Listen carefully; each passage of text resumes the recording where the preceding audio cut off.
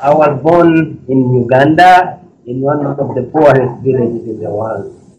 And life wasn't easy. I first put on shoes at age 13, first taught television at age 15. But early in life, I realized that I need to really work hard to get out of the situation that I was in. But as you know, life doesn't always turn out the way you want it. So I failed many times, but I decided that I wasn't going to quit. I was going to persist. And those two values, hard work and persistence, have defined who I am. And the other value that I've learned along the way is honesty and dependability. People don't invest in businesses, they invest in people, and they have to trust you. So honesty has also been a defining factor in my life. So if I'm to tell you what has defined me, is hard work, persistence, and honesty. In my country and in the entire sub-Saharan Africa, 80% of the population depends on food for fuel. And this is a leading cause of deforestation. Actually, in Africa, the leading cause of deforestation of climate change is deforestation. And deforestation in developing countries like Africa is mainly caused by dependence on wood for fuel and a high rates of population increase. So, but I knew this was a problem for a long time until something happened to me that changed my life forever. In 2009, I made a journey from the capital city of my country, Kampala, where I worked as an accountant in a bank, to go and visit my mother in a village in western Uganda. And on my way home, I met my kid sister carrying a huge bag of firewood on her head. When she saw me, instead of being happy, she started crying. Now she cried so hard that I was scared. I wasn't sure whether my mother was dead or something else was the problem. Until she told me, no, it is about the school. It was a Wednesday and she was supposed to be in school, but she had remained home because she had to walk to the hospital to go and pick wood for the family. That day, I decided to do something about it.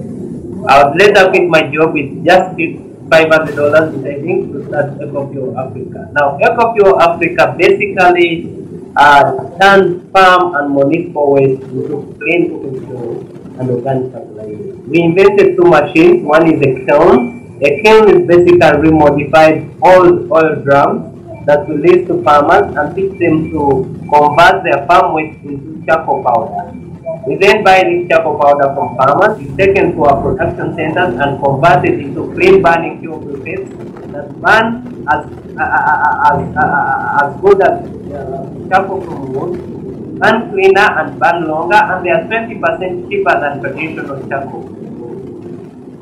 Our other problem was, how do we get this fuel to households and businesses that need it? So we figured out that we are not going to be able to distribute it ourselves. So we built a distribution network where we empower local women that we train to be the distributors of this charcoal in their local community. We train them and empower them to start a small kiosk that they use as a retail shop to sell our clean cooking fuel to their society. And families buy it. And now charcoal is 20% cheaper, it burns cleaner, so it avoids indoor air pollution, and families save money and they don't have to worry about diseases associated with indoor air pollution. And when we get the money from selling this clean cooking fuel, we use it to replant trees. My village, I could be like only like 2 people know how to use a computer, and one of them is me. So I wanted to help everyone else learn how to use a computer. And I was very passionate at helping others learn. So I started a computer training school in my village. And I invited everyone to come and learn take computer lessons. I even made them very cheap, subsidized them, and I got a grant from the government to make them as affordable as possible. But guess what? No one turned up. People didn't come. And they told me, well, you got our priorities wrong. We don't have friends in other villages. Even if we had them, no one has a computer. So why should we learn computers?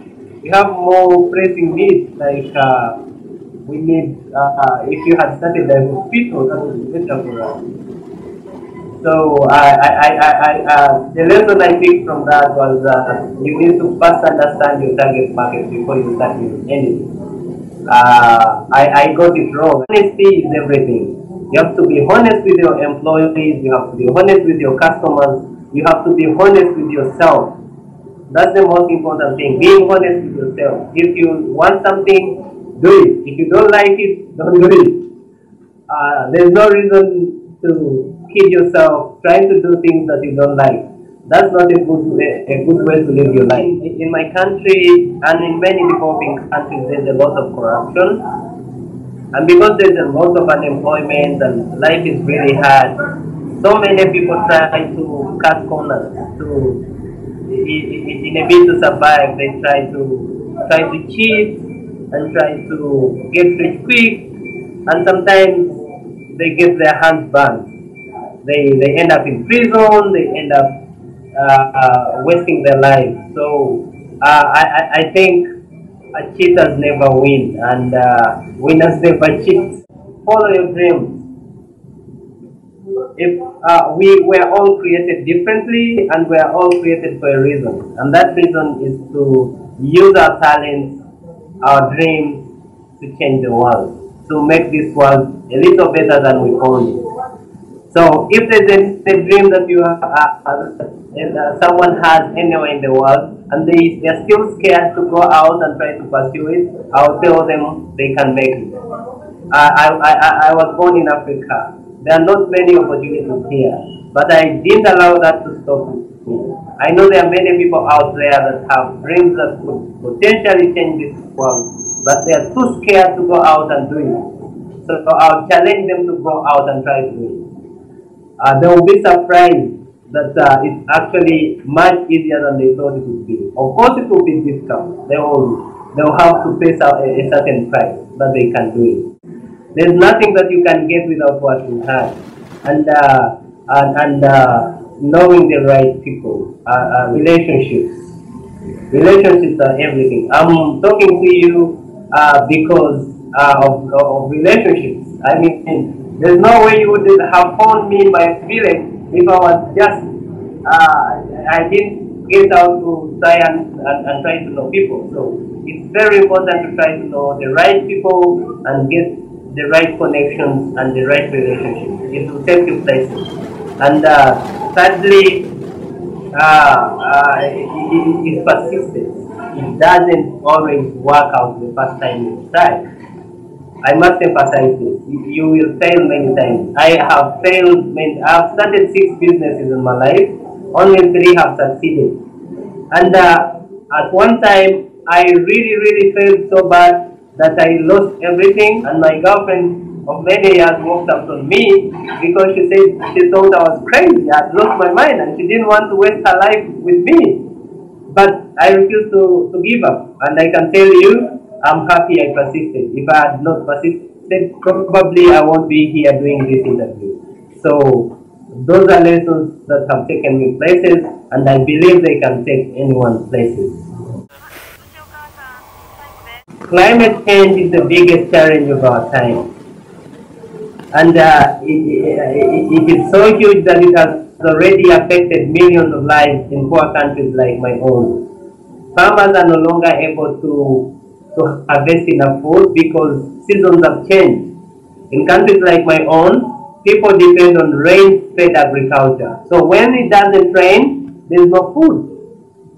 And without food, you can't talk about development, because an angry person does not care about development, does not care about sustainability. So we have to think about our carbon footprint. Everyone should strive to reduce their carbon footprint and to live a sustainable life. Well, you may ask, am I just an individual? How will I help in stopping greenhouse gas emissions? Well, you can use a bike instead of a car. Why drive all the time?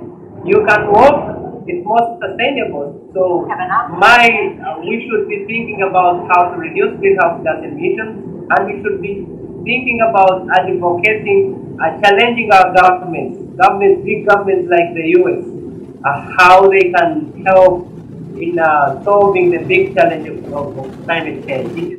So the future is bright unless we figure out a way of reducing our greenhouse gas emissions. I think that's what everyone should be thinking about right now.